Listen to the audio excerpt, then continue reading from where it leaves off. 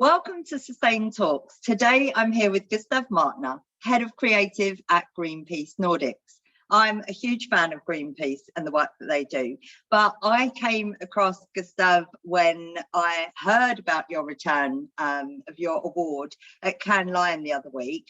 But it was the next day that you really stood out when you were on a panel, an invited panel, and I thought that the host was really rude when they asked a question. We'll get into that in the conversation, but first of all, welcome, Gustav. It's so good to have you here. I'm excited to have this conversation with you. Thank you so much. I'm so happy to be here, Sam. Yeah, it's good. Thanks for inviting me. Positive as well. Let's have a positive conversation, but and an educational one. Tell us a little bit about your background and how you ended up doing what you do and the work that you do now. So where do I start? I think an important thing was that I started to listen to punk rock music when I was a teenager and got into that subculture. It is a truly do-it-yourself subculture, right? You don't look for a record to be signed on a record label. You try to save money and give out. You like to release your own vinyl single, right? That's the punk rock attitude, and then you sell the record yourself at gigs. So I did that. I started a fanzine, this amateurish magazine where you're interviewing your friends in other punk rock bands and so forth. And I guess that put me on some kind of track, both being counterculture, I guess, and being like always a little bit, opposing the ones in power, but also it made me an entrepreneur, basically.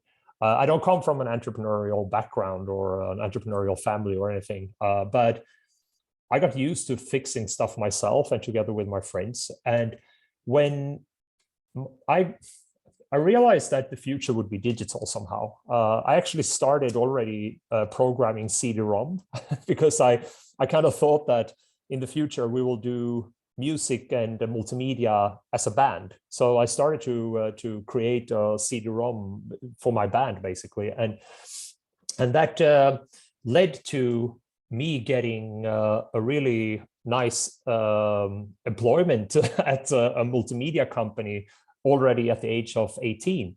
So I kind of felt like, all right, I'm already done with career and everything. I make money on what I love, and I'm working at this really nice place that has really nice office. So I was kind of like happy with everything. But then it already there started to become a little bit of a problem, because the assignments I got from my boss was to a large extent companies that I didn't really agreed with as a punk rocker, right? I was a vegan punk rocker, and they put me on assignment to make advertisement on the internet and digital media for some kind of stupid sausage company. So already then something started to grow inside me that I can't do this forever, but let's see if I can change it from the inside. So at the age of 20, I actually quit my employment to start my own digital agency together with a few friends. And that digital agency was called Daddy, and it got pretty successful. At one point, a few years later, we were the most awarded digital agency in Europe at one point. And we got huge assignments from companies like Absolut Vodka, Volkswagen, which I won an award for, which later got returned. And we had telephone companies like Telia Sonera. And the assignment we got at that point, they felt pretty good. I mean, I didn't have to do stuff for sausage companies anymore. So I could do stuff for e-commerce, which I believe was the future. I could do stuff for a public service company. I worked for the Swedish radio. I enjoyed that very much, and it felt like we helped public service and important information and democracy be a part of the digital new era. So that felt like good things to do. But then a few years later, the big platforms came in, Facebook, YouTube, all that. That happened 10 years later. And at that point, internet started to shift. All of a sudden, it stopped being this positive force for companies and for society and for democracy, I felt. And all of a sudden, it kind of inverted and became a problem instead. And I think it has to do with all the big venture capital money that came in, the scale of things. And all of a sudden, the people who owned the interface, the Mark Zuckerbergs and, Google, and they owned the interface. And by owning the interface to the servers, you started to steer the system in a way that before the platforms, before the cloud revolution, we kind of had more, the person building the website or the person building the application had much more control over it. And all of a sudden, control was transferred over to the big companies. And this happened at the same time as I realized that we were heading towards a climate catastrophe. And there was a lot of things happening at the same time. Al Gore, The Inconvenient Truth, was something that was an eye-opener for me. Dieselgate, where Volkswagen manipulated their emissions, something that I had helped, that I helped them sell diesel cars, right? And all of a sudden I realized I've been a part of a huge scam.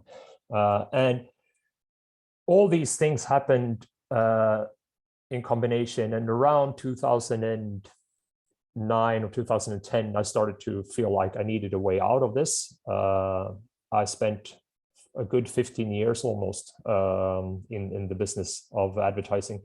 So we started a process to sell the agency. It was bought by Chris Boguski, and that was a little bit of a leap of faith because Alex Boguski, who was the chief creative officer at Chris Boguski and also a co-founder, he was a big fan of like working from the inside, changing businesses, and he even worked for Al Gore, helping with myth busting, clean coal and stuff. And I felt like maybe this was the way forward. And I tried, for example, to work from the inside with Scandinavian Airlines. I tried to make them transition into being a train operator on short-haul flights routes. We actually launched that project in 2009. It got cancelled. I won an award for it in Cannes, and then they discontinued that idea 1 year later. And now Scandinavian Airlines is going bankrupt again, as they've done several times, always saved by taxpayers' money, instead of being a company that could have been like a travel company. So a lot of disappointments, a lot of eye-opening events made me realize that I needed to transition out from the agency world. And I also was a little bit disappointed on this idea to work from the inside. And after a few years, I was out of I had left the businesses, and I was doing freelance work for Swedish radio, which I still believe was something I wanted to work with. I started a few other initiatives, refugee phones, who gave connectivity to refugees during the refugee crisis in 2015. I worked with campaigning for more protection of children in social media. There's a lot of hidden advertising messages through young influencers. So I worked with the Swedish government with policy making to protect children in social media.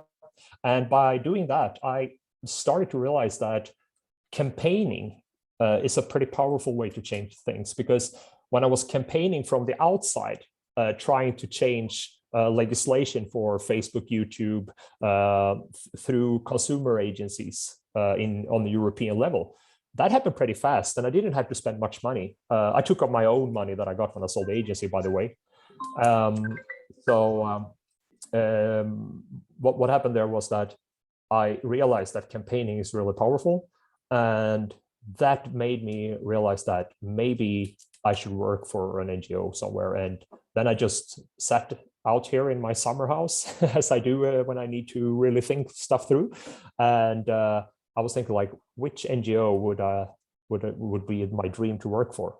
And I realized that ever since I was a child, I've been dreaming every now and then to be on a rib boat for Greenpeace.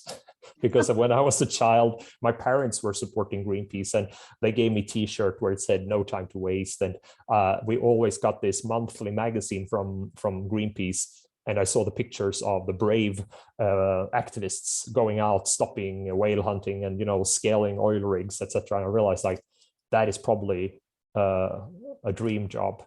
So I Google searched, and it was one opening for Greenpeace in the whole Nordic, and that was head of digital. So I applied and I got the job.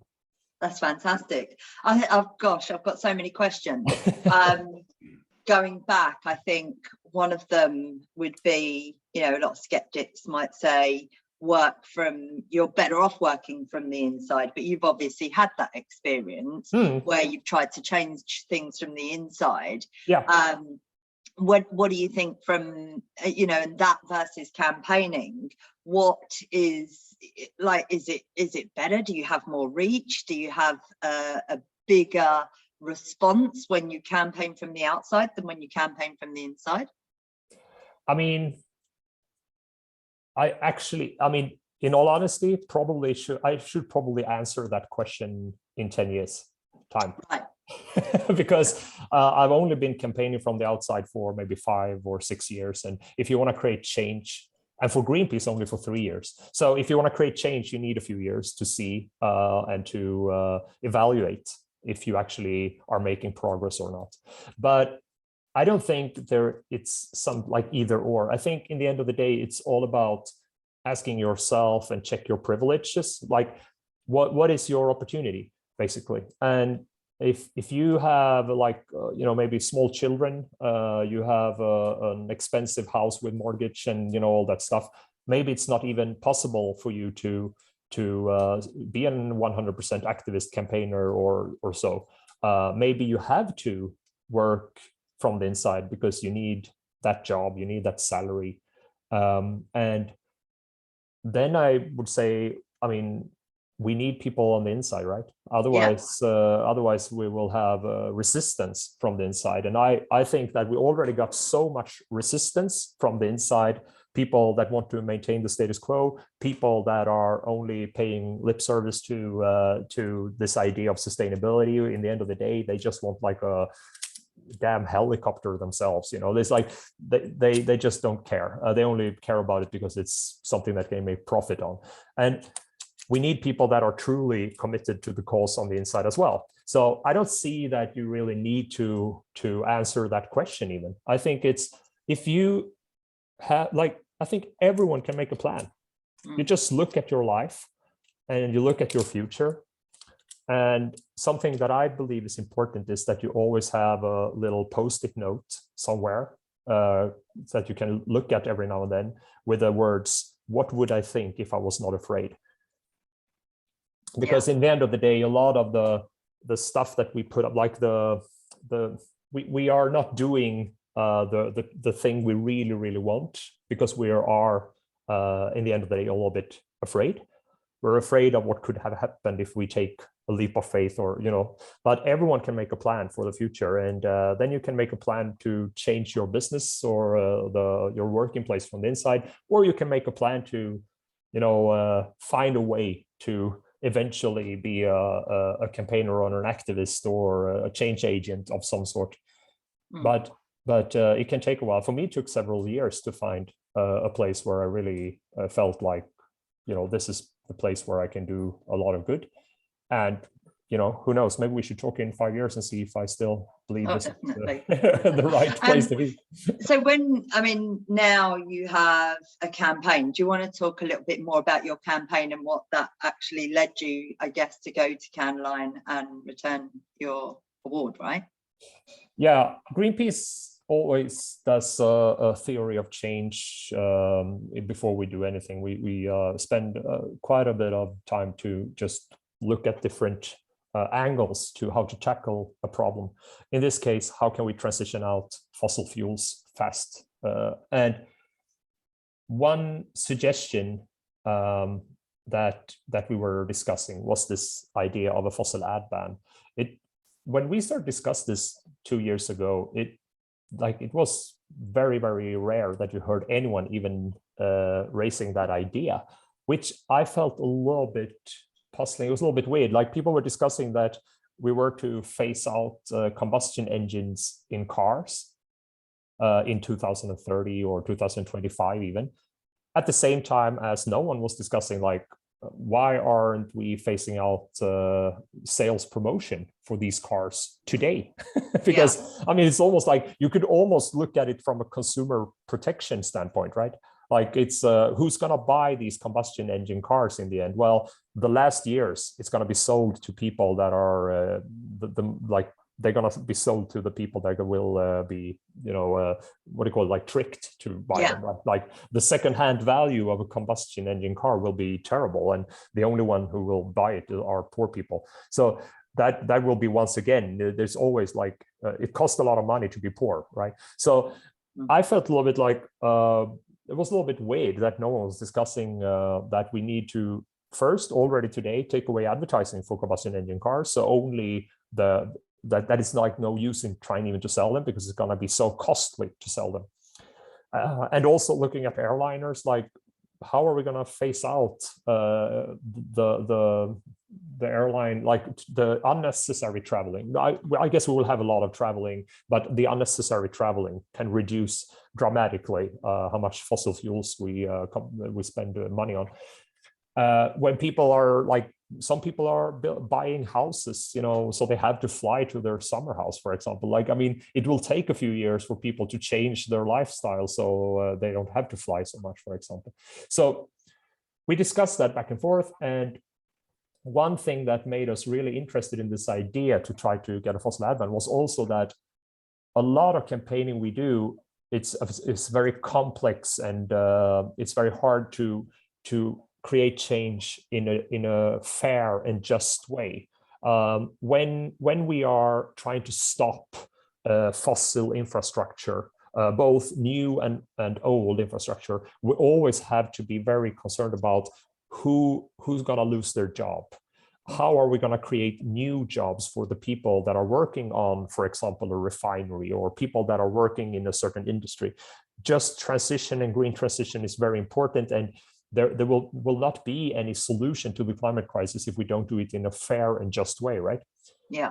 But if you look at the ad industry, it's not like they're going to suffer from not having Shell and a few airliners as a customer, right? It's not like the ad industry is suffering from not having Marlboro and Lucky Strike as big clients, right? Yeah.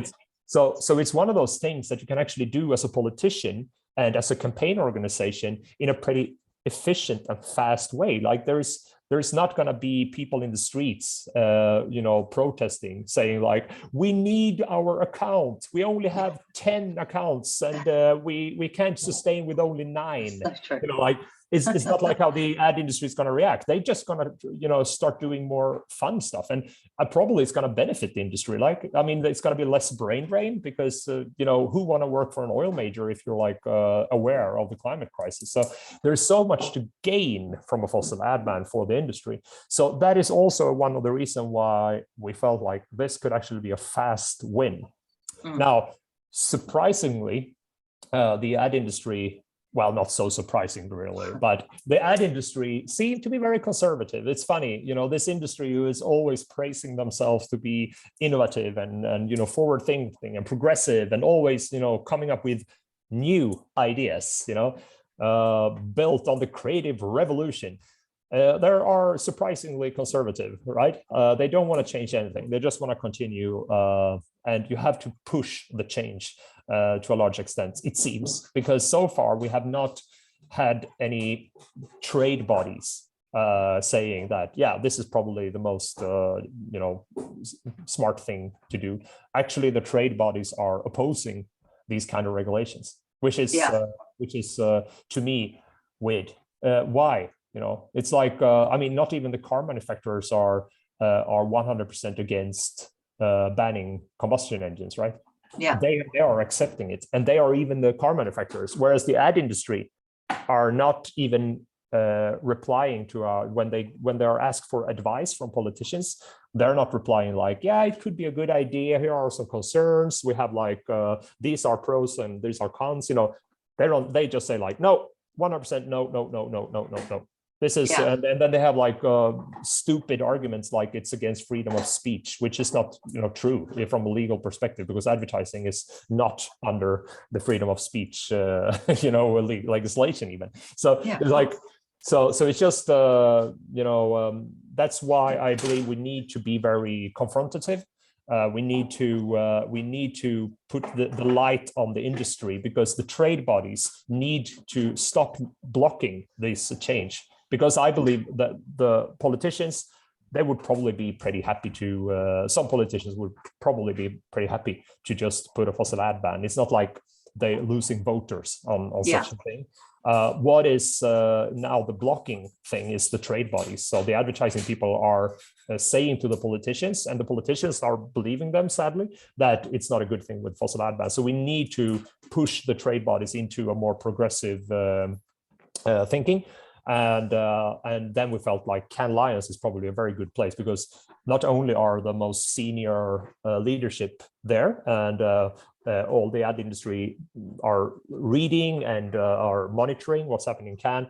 What not many people know is that all the trade bodies, like you know, representatives that are steering the legislation, they're also there. The chairman of every trade body all over the world are in Cannes, monitoring what's happening there and having meetings and stuff. So that was also an important reason why we went there.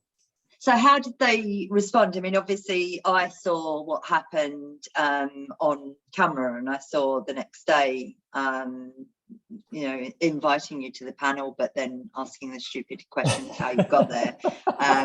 Honestly, I was like, oh, come on, you know, you like it really just, it blows me away, the stupidity and naivety of people that they drill down on the unimportant things, when actually we're talking about something that's really serious. And if we don't reduce the amount of fossil fuel dramatically, how much of a crisis that we're going to be in. And I think there's not the opportunity enough to really like talk about that, not in an angry campaigning way, but actually in the facts, and the science is there and it's proven, and it's giving that opportunity. So when that happened, what happened next? What happened behind the scenes? What were the conversations like that you were having?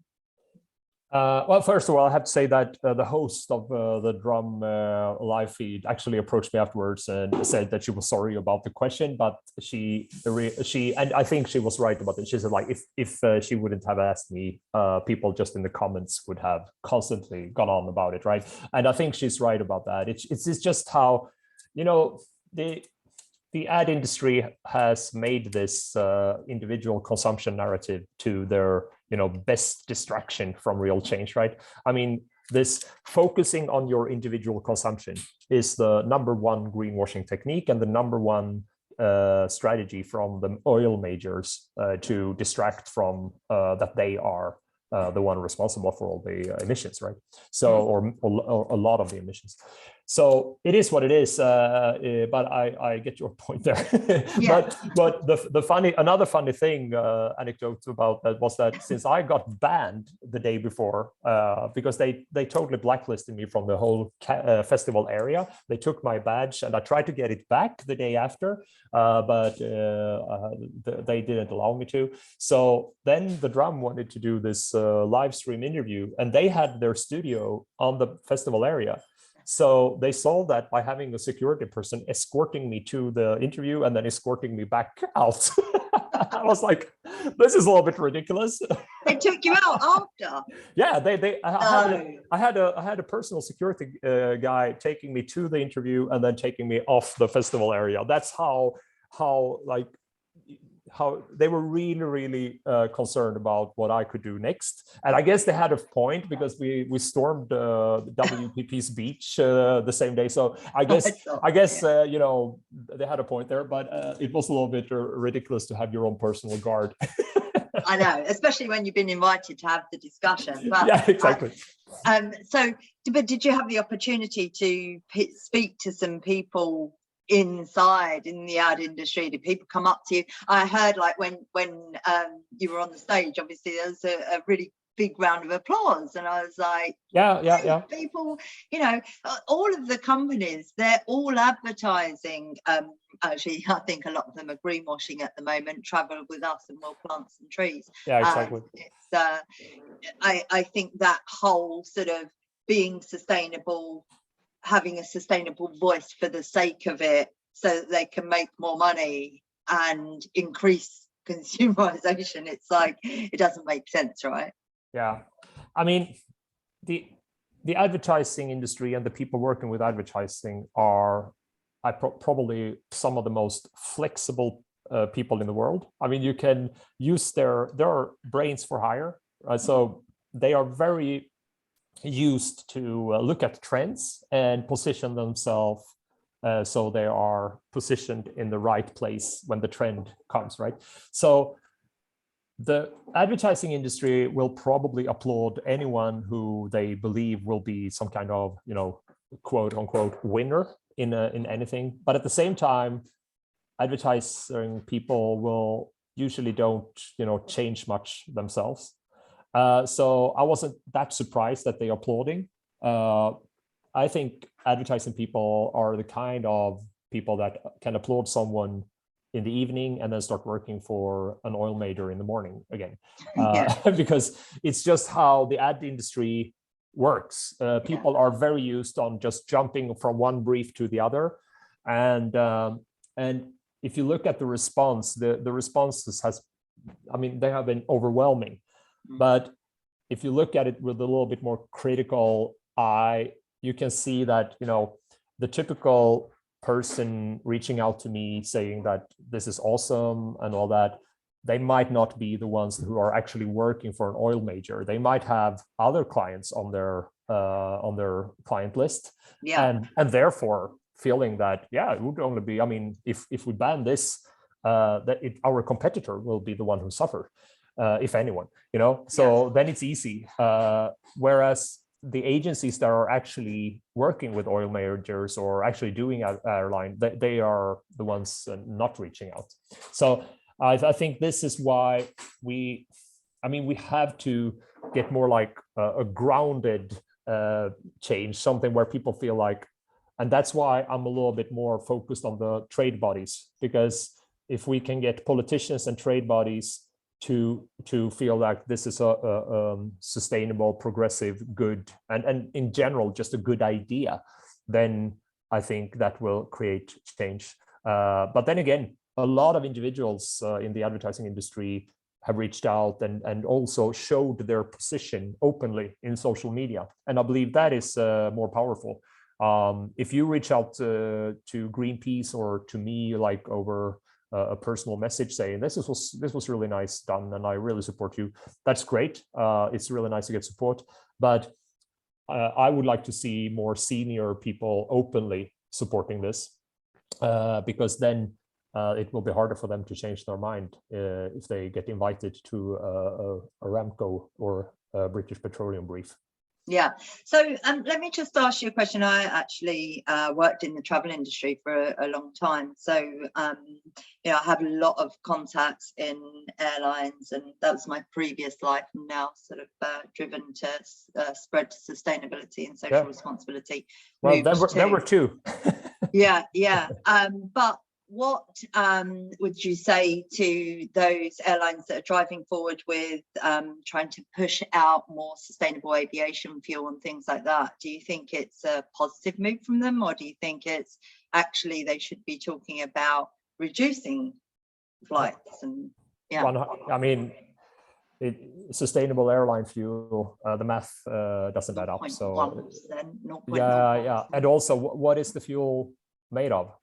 It could be made of slaughterhouse waste, Is that sustainable? To kill animals to get fuel? I mean, it's if you are taking slaughterhouse waste and make fuel, you are creating induced demand on meat, and meat is one of the biggest problem we're having, right? So for the climate, so that doesn't work. Still, they say that that is sustainable. It's used palm oil. They are using things that we can eat, like what do you call it, wrapper, I think, is used to a certain extent in Sweden. They're using lignin, which or like something that comes from the pine trees. We need pine trees for other stuff, right? So sustainable, I don't think airline fuel. I mean, maybe a little bit of hydrogen or so, like there are obviously hydrofuels and stuff that could potentially in the future be sustainable. We could have electricity for airline, but still, what I believe the airline industry, they have a problem with that. They have been totally focused on keeping people in the air for decades, which is just weird. In the end of the day, everyone who is an entrepreneur or an advertising person knows that in the end of the day, it's about, you're not selling a drill, you're selling the opportunity to make a hole, right? That is the thing. You're selling a solution. You're meeting a need. That someone wants something, and then you find a solution for it. No one is buying an airline ticket because they are longing for the experience to be 11,000 meters up in the air. They're buying an experience that is about having vacation, and they want to get to the sun. There are so many things that they're buying. So the airliners should have long time ago started to look at what is the real need. What is it actually that people want? And if that was for example, the reason why we started to look at operating trains for Scandinavian Airlines. We were even looking at digital conference systems very early. I mean, today when we're sitting, you and I, on Zoom, and we have had a pandemic where everyone is now very comfortable with using Zoom everywhere. But 2008, that was not so common, and people felt like, no, you have to meet physically. You cannot do a deal. You cannot do a workshop over phones. And we were like, no, actually, if you just make it in a right way, and maybe we could. We looked even on making the airports to a combined travel place, but also a meeting place. So we saw that maybe some people are flying into the airport, some people are calling into the airport, and then we could have very high level technology for hybrid meetings. All these things, conversations were ongoing when I was working with Scandinavian Airlines. And if the airline industry as an industry would have pursued and invested and had invested in that kind of thinking, they would have been hybrid travel companies today. And if then the pressure from politicians to reduce the amount of fossil fuels that they're burning every minute would have been more and more increasing, they would have found solutions that and the share price of their shares that would have gone up every time they invented something new. I mean, just look at the tech industry. It's not like the stock value of their stocks are based on their actual performance. It's based on how innovative they are. And the airliners have not done anything innovative for decades.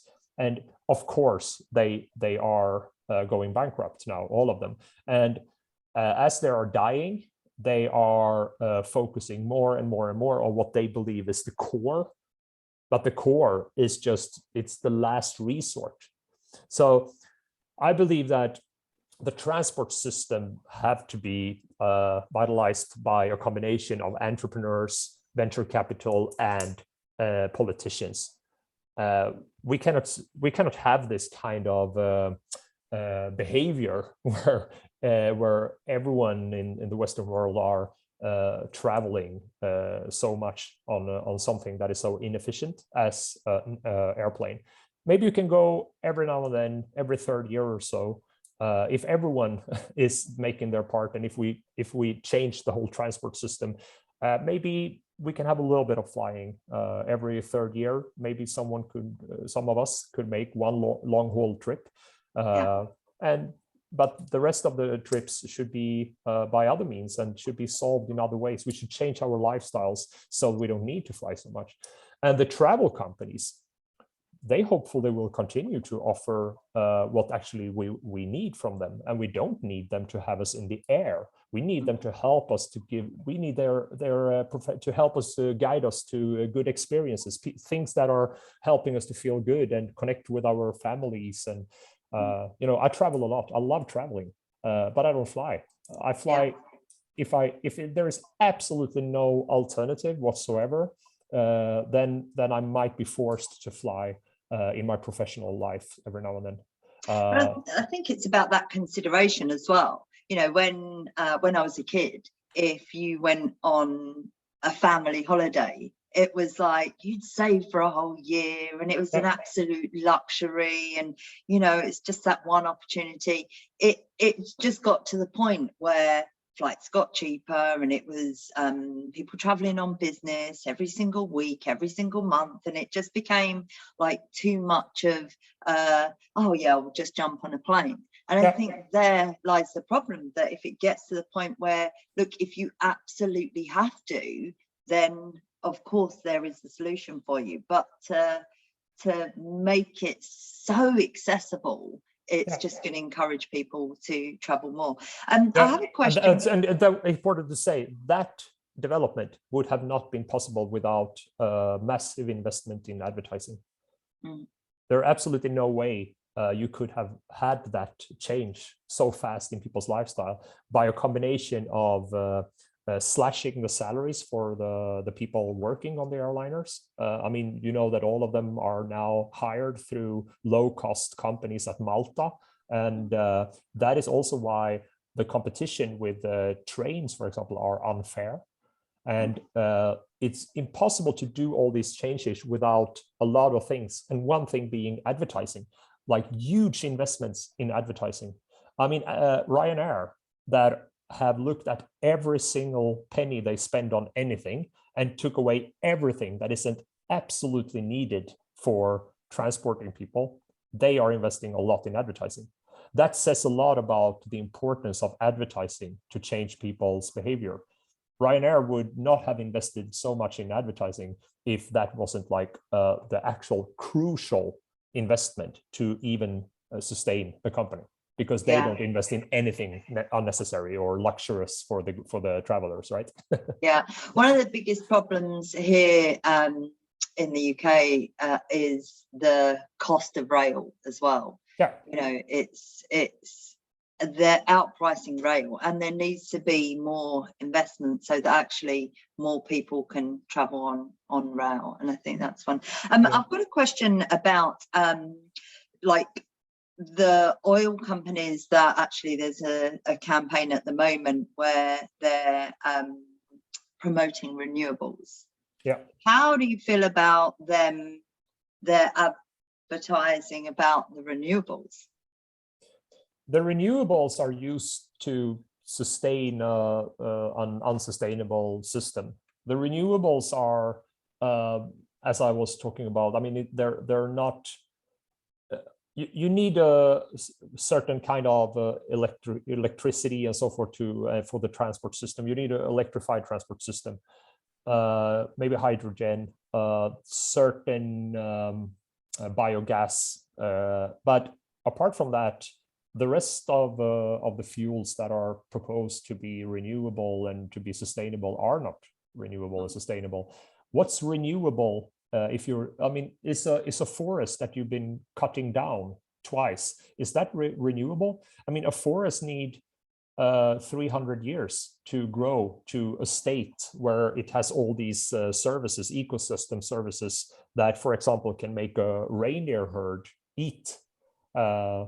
So a renewable forest can't be chopped down more than can be carefully, you can take out trees carefully every 300 years or so. I mean, you know, that kind of thinking needs to be put on the idea of renewables. And if you put that, the kind of thinking that slaughterhouse waste cannot be sustainable, and palm oil is rarely sustainable, etc., then it won't be much renewable fuel left, right?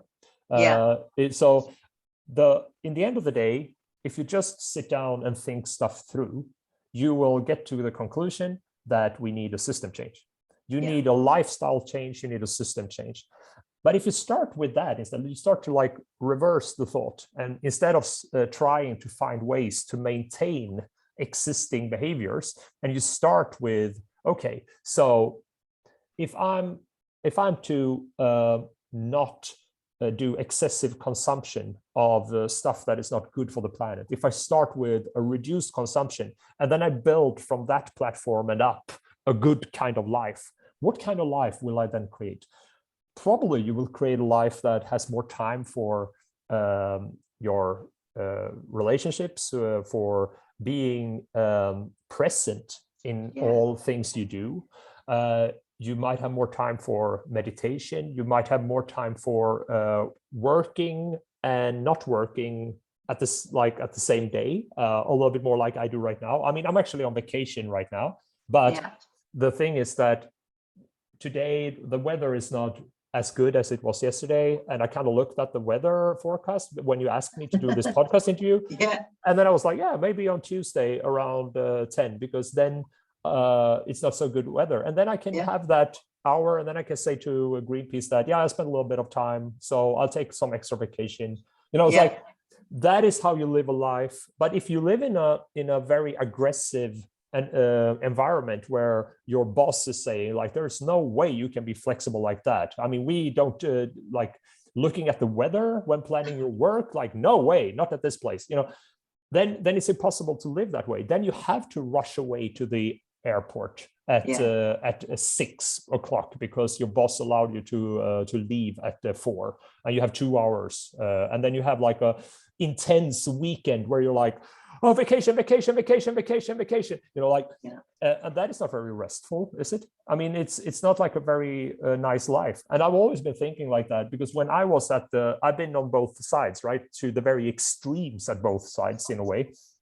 And when I had 100 employees that I had to, you know, make sure they had high salaries, and I was pitching all over the world, and I was flying all the time, I was working all the time. My children were small, and it was impossible to find time to make your marriage, you know, be a good one. And I had no time whatsoever to clean my own house. You know, I had like assistants and cleaners and people doing everything. And after a while, I just realized I'm becoming a stupid robot. Like, I'm becoming some kind of, you know, some kind of meat blob. Yeah, I'm just like a package of meat with a brain on the top that is being transported around, saying stupid things or smart things and writing on a whiteboard and answering emails. And that was like such a sad life. And now I try to live a life where I enjoy cleaning my own toilets, you know, like, and I really like hanging out, you know, doing repairment on my own house, and, you know, these things, and gardening, you know, these things. And so, if I don't have time to do my own cleaning and my own gardening, then I don't think I have a good life. So I think it's that kind of change in perspective that needs to be, and I mean, not taking care of your own stuff. I mean, that is a pretty, I mean, most of the people, if you look historically, it's only been like a few kings, and they've been pretty miserable, that has not done their own laundry, right? So I mean, that is kind of, it's rooted in being a human to take care of your own shit, right? Not to put that on other people to do it for you, right? Yeah, absolutely. And I think that COVID has helped with that. You know, it's helped connect families, it's helped connect communities, it's helped us to like be at home and really sort of look around and you know, plant vegetables, because actually you're at home, you can water them every day. I got a tube into London the other day, and it was packed, and I was like, oh, thank God I don't have to do this anymore. I used to leave my house at 7 and get home at like 8:30 at night every single day, and I'm like, how did I do that life? How did I sustain myself with that life? It's just, you know, now I can go for a walk in the forest and water my plants and watch my tomato plant grow, which is like, you know, those kind of things. It's coming back to nature and coming back to, you know, how we used to be before. But exactly. But the thing is that more and more people are realizing that, but at the same time, both you and I have the privilege, and some people many young people, many people in other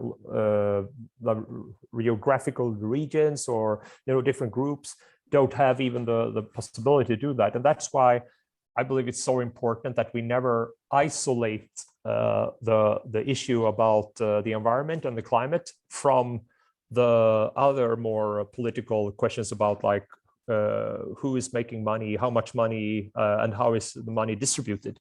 Because in the end of the day, it needs to be a fair society. You need to have justice, climate justice. And if you look at the consequences of burning fossil fuels and the climate crisis and the global warming that creates, is, as we all know, it's the poor countries that are suffering the most from that, and they are burning the least.